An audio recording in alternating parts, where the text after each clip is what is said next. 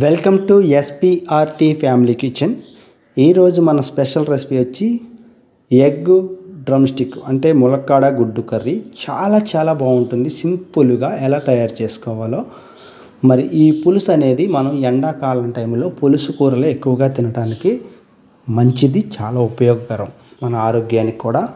చూడండి ఎంత కమ్మగా ఎంత కలర్ఫుల్గా ఉందో. ఇలాంటి కర్రీని మీరు అస్సలు మిస్ అవ్వద్దు. మీరు కూడా ఖచ్చితంగా ట్రై చేసుకోండి.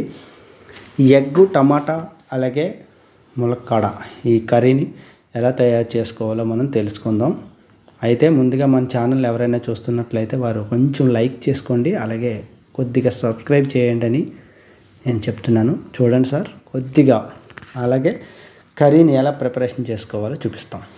ముందుగా దీనికి కావాల్సిన పదార్థాలు ములక్కాడ, టమాటాలు 2, కొద్దిగా పచ్చిమిరపకాయలు, కొద్దిగా మన ఉల్లిపాయలు, కొద్దిగా మసాలా పక్కన పెట్టుకొని, పక్కన ఉడికిపోతున్న గుడ్లు పెట్టుకొని స్టవ్ వెలిగించుకొని స్టవ్ మీద నాన్ స్టిక్ ప్యాన్ ఒకటి పెట్టుకుంటాం. దాంట్లో 2-3 టేబుల్ స్పూన్లు ఆయిల్ ఎక్కువ వేసుకొని, ఆయిల్లో ముందుగా కట్ చేసుకున్న ములక్కాడలన్నీ శుభ్రంగా కడుక్కొని వాటిని ఒక్కసారి ఫ్రై చేసి తీసేయాలి.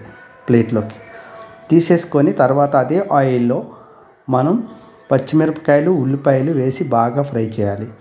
ఈ పచ్చిమిరపకాయలు, ఉల్లిపాయలు బాగా ఫ్రై అయిన తర్వాత మనకి దీంట్లో పసుపు అనేది ఖచ్చితంగా వేసుకోవాలి. పసుపు అనేది వేసుకుంటేనే కానీ మనకి కూర రుచి తగ్గుతుంది.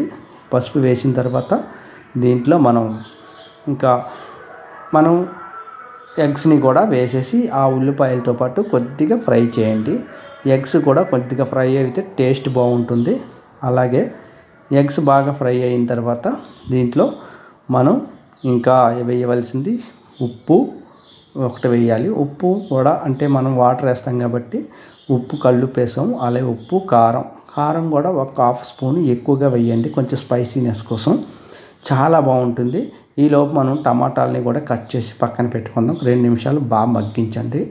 ఈ ఎగ్స్ అన్నిటికి కూడా ఉప్పు, కారం పట్టుకొని బాగా ఇలా దగ్గరగా అవుతుంది. ఆ టైంలో మనం మసాలాను కూడా వేసి కొద్దిగా ఫ్రై చేయండి. ఈ మసాలాను కూడా ఫ్రై చేయడం వల్ల ఈ మసాలా కూడా ఉల్లిపాయలకు మొత్తం పట్టుకొని చాలా బాగుంటుంది. ఈ టైంలో మనం ముందుగా కట్ చేసుకున్న 2 టమాటాలని కూడా అందులో వేసేసి బాగా కలపండి. ఎంత కలర్ఫుల్గా ఉన్నాయో చూడండి. టమాటాలు కూడా చూస్తాకి మరి ఎంత కలర్ఫుల్గా ఉంటుందో కూర కూడా అంతే టేస్ట్గా ఉంటుంది. తర్వాత దీంట్లో వాటర్ వేసేసి ఒక్కసారి కొద్దిగా ఎక్కువగా వాటర్ వేయండి. దీంట్లో టమాటా, ములక్కాడ, గుడ్డు ఇవన్నీ ఉడకాలి కాబట్టి కొద్దిగా వాటర్ ఎక్కువ వేసుకొని బాగా సిమ్లో పెట్టి మూత పెట్టియండి. అయితే చివరిగా మనం ముందుగా ఫ్రై చేసుకున్న ములక్కాడని కూడా ఇందులో వేసేస్తే సరిపోతుంది.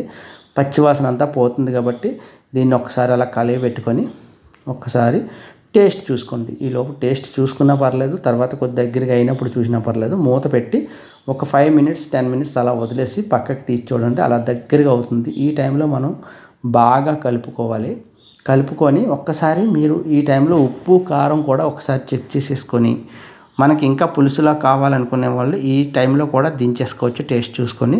లేదు మాకు ఇంకా దగ్గరగా కావాలనుకున్నవారు మరికొద్దిగా దగ్గరగా అయిన తర్వాత అంటే ఇగురు టైపులో అవుతుంది, అది ఇంకా బాగుంటుంది. మరి ఎగ్ డ్రమ్ స్టిక్ చాలా కాంబినేషన్ చాలా బాగుంటుంది. దీంట్లో కొద్దిగా చింతపండు పులుసు కూడా వేస్తే చాలా బాగుంటుంది. అయితే మనం ఇక్కడ చింతపండు పులుసు మనం వేయట్లేదు.